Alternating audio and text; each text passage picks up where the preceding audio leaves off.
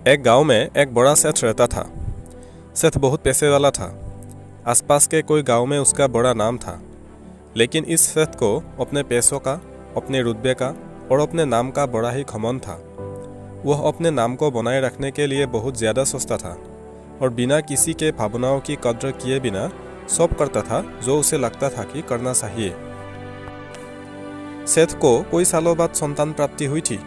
सेठ ने अपने इस खुशी को मनाने के लिए अपने घर पर एक बहुत बड़ा कार्यक्रम रखा, जिसमें उसने आसपास के गांव के सभी श्रीमंत लोगों को और सिर्फ ऐसे रिश्तेदारों को जो पैसे वाले थे बुलाया था।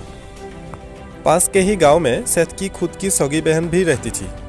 क्योंकि इन दिनों उसकी आर्थिक परिस्थिति कुछ अच्छी नहीं थी, इसलिए उसने अपनी बहन को तो इस कार्यक्रम के लिए नहीं बुलाया।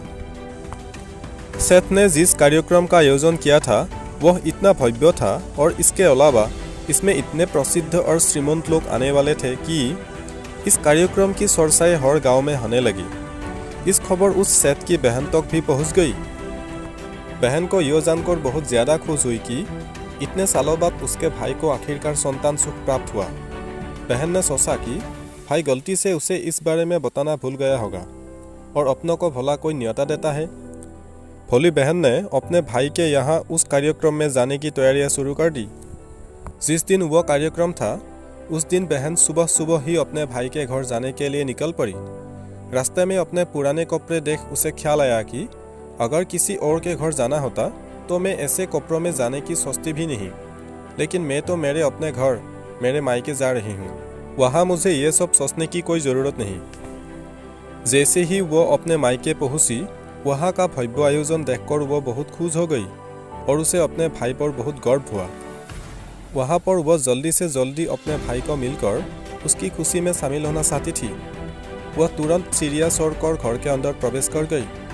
उसने देखा कि उसका भाई मेहमान के तौर पर आए सभी धनाढ्य और नामी लोगों का स्वागत करने में व्यस्त है।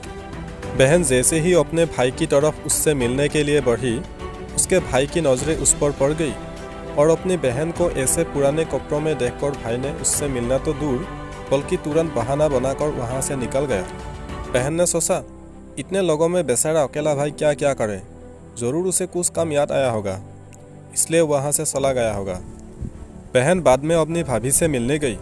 भाभी ने उसका स्वागत किया और उसे खाना खाने के लिए आग्रह किया। बहन ने सोचा, ठीक है, पहले खाना खा लेती हूँ, फिर बाद में आराम से भाई से मिल लूँगी।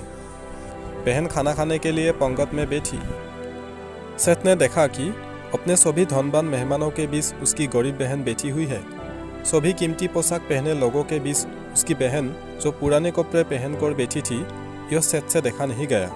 उसने अपने बहन को अपने पास बुलवाया, भला बुरा सुनाया और वहाँ से जाने के लिए बोला। बहन ने सपने में भी नहीं सोचा था कि उसके साथ कभी ऐसा व्यवहार भी हो सकता है, और वह भी उसके खुद के मायके में। अपना अपमान होने के बाद बहन तुरंत अपने घर ससुराल जाने के लिए चल पड़ी। बहन इस बात को पचा नहीं पाई कि उसके अपने भाई ने उसके साथ इतना बुरा व्यवहार किया। उसकी आंखों से आंसू नहीं थम रहे थे। रास्ते में उसे अपनी पुरानी दोस्त मिली। उस दोस्त ने उसे रोने का कारण पूछा। हालांकि बहन उसे कुछ भी नहीं बताना चाहती थी, लेकिन दोस्त के बार बार पूछने पर उसने उसके साथ हुई सारी घटना उसे बता दी। उसकी दोस्त एक समझदार महिला थी और काफ़ी प्रैक्टिकल सोचने वाली थी। उसने कहा, अगर तुम मेरी बात मानो तो एक दिन तुम्हारा भाई खुद तुम्हें अपने यहाँ बुलाएगा और तुमसे माफ़ी मांगेगा। बहन ने उसे कहा कि मैं तुम्हारी हर बात मानूंगी, बताओ मुझे क्या करना होगा। दोस्त ने कहा कि तुम इस अपमान को, इस दुख को एक दिशा दो और अपने गाँव में एक बड़ा फार्म शुरू कर दो। उसमें इतनी मेहनत करो कि उस काम में तुमसे अच्छा कोई भी ना हो। बहन को अपने दोस्त की बात सही लगी। कुछ ही दिनों में उन्होंने एक डेयरी फार्म शुरू कर दिया। उसने दिन रात मेहनत की, अपने साथ कोई और गांव की महिलाओं को जोड़ा और देखते ही देखते उसका फार्म चल पड़ा। कुछ ही सालों में आसपास के 50 गांव में उसका नाम और रुतबा काफ़ी बढ़ गया और अब वो पैसों के मामले में अपने भाई से भी ज़्यादा बड़ी बन गई। भाई को भी जब यह पता चला कि उसकी बहन इतनी श्रीमंत हो गई है, तो उसने सोचा कि एक बार उससे मिलकर आया जाए। जब वह अपने बहन को उसके घर मिलने पहुंचा, तो बहन ने उसका किसी राजा महाराजा की तरह स्वागत किया, उसके पसंद खाना खिलाया। बहन का ऐसा व्यवहार देखकर भाई को अपनी पिछली गलती का एहसास हुआ, इसलिए उसने अपनी बहन को अपने घर होने वाली पूजा के लिए आमंत्रित किया। कुछ ही दिनों बाद बहन अपने भाई के यहाँ उस पूजा के लिए पहुँच गई। जैसे ही बहन अपनी भाई के घर पहुँची, उसका भाई उसके स्वागत के लिए दरवाजे में ही खड़ा था। बहन अपने महंगा गाड़ी में आई थी।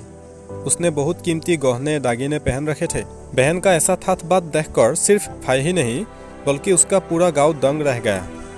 भाई दौड़कर आया और बहन की गाड़ी का दरवाज़ा खोलकर उसे बाहर आने के लिए कहा और बड़े प्यार से पूजा का प्रसाद ग्रहण करने के लिए बुलाया। बहन को इस बार 12 पकवान परोसे गए थे। चांदी की थाली में उसे खाना दिया गया था। साथ में एक सोने की चम्मच भी रखी गई थी। उसके बैठने के लिए बेशकीमती पात रखा गया था। बहन को यह सब देखकर उसके वह पुराने दिन याद आ गए जब भाई ने उसे बिना खाना खिलाए ही भला बुरा कहकर वापस लौटा दिया था। बहन खाना खाने के लिए तो नहीं बैठी, लेकिन उसने अपने सारे कीमती दाग दागिने और जेवर उतार कर उस थाली के सामने रख दिए और खाने में से कुछ निवाले उन दाग दागिना पर रख दिए। बहन का ऐसा व्यवहार देखकर सभी हैरान थे। किसी को नहीं समझ में आ रहा था कि बहन ऐसा क्यों कर रही है। आखिर वो क्यों उन जेवरों को खाना खिला रही है।